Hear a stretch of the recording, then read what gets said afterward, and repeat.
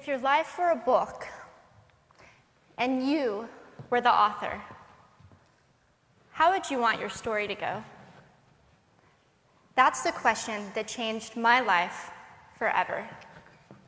Growing up in the hot Las Vegas desert, all I wanted was to be free. I would daydream about traveling the world, living in a place where it snowed, and I would picture all of the stories that I would go on to tell. At the age of 19, the day after I graduated high school, I moved to a place where it snowed, and I became a massage therapist. With this job, all I needed were my hands and my massage table by my side, and I could go anywhere. For the first time in my life, I felt free, independent, and completely in control of my life.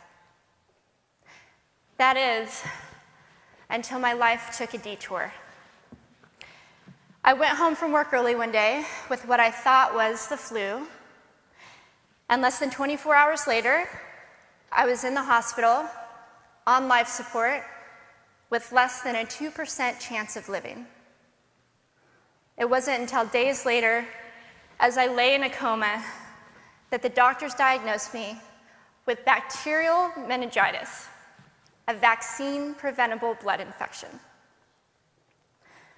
Over the course of 2.5 months, I lost my spleen, my kidneys, the hearing in my left ear, and both of my legs below the knee. When my parents wheeled me out of the hospital, I felt like I had been pieced back together like a patchwork doll. I thought the worst was over until weeks later when I saw my new legs for the first time. The calves were bulky blocks of metal with pipes bolted together for the ankles, and a yellow rubber foot with the raised rubber line from the toe to the ankle to look like a vein. I didn't know what to expect, but I wasn't expecting that. With my mom by my side and tears streaming down our faces, I strapped on these chunky legs and I stood up. They were so painful and so confining that all I could think was, how am I ever going to travel the world in these things? How was I ever going to live the life full of adventure and stories as I always wanted? And how was I going to snowboard again? That day, I went home, I crawled into bed, and this is what my life looked like for the next few months. Me passed out, escaping from reality, with my legs resting by my side. I was absolutely, physically, and emotionally broken. But I knew that in order to move forward, I had to let go of the old Amy and learn to embrace the new Amy. And that is when it dawned on me that I didn't have to be 5'5" anymore. I could be as tall as I wanted.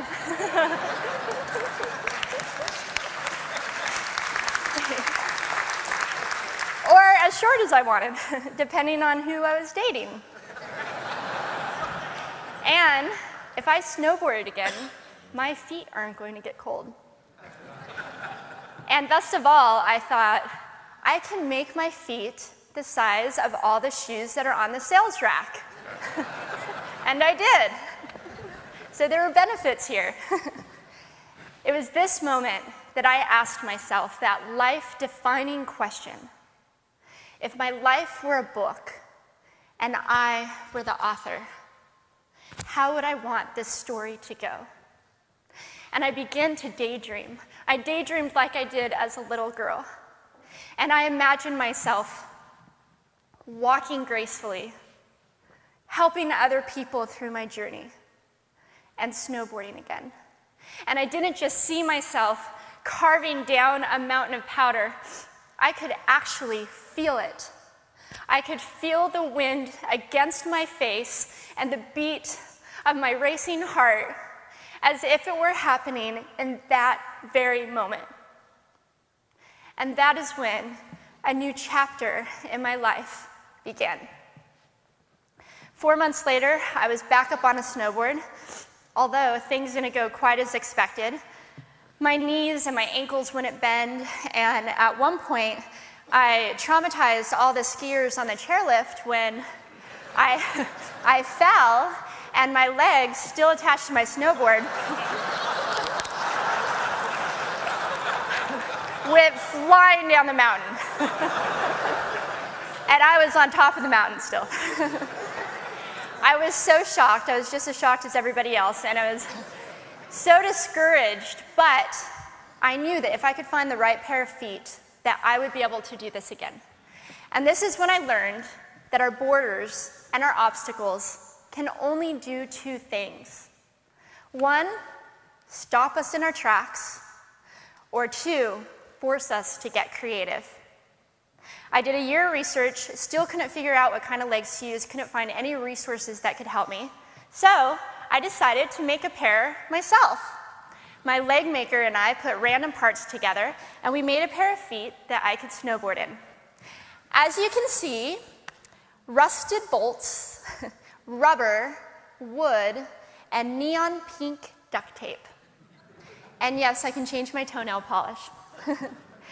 It was these legs and the best 21st birthday gift I could ever receive, a new kidney from my dad, that allowed me to follow my dreams again.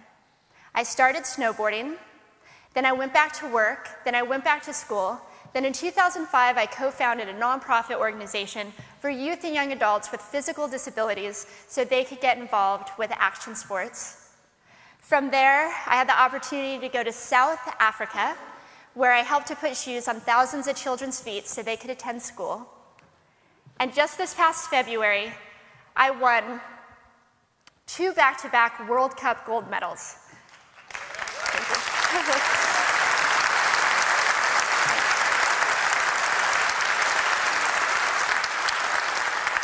Which made me the highest-ranked adaptive female snowboarder in the world.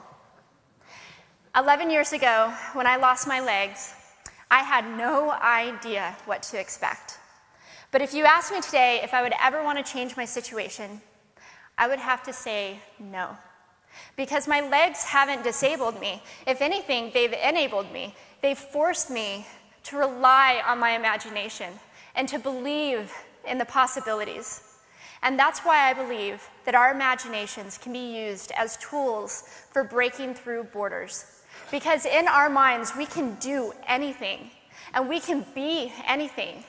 It's believing in those dreams and facing our fears head on that allows us to live our lives beyond our limits.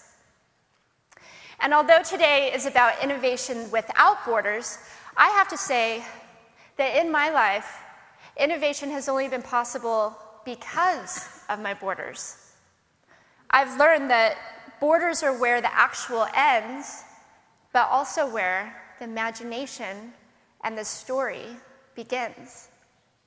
So the thought that I would like to challenge you with today is that maybe instead of looking at our challenges and our limitations as something negative or bad, we can begin to look at them as blessings.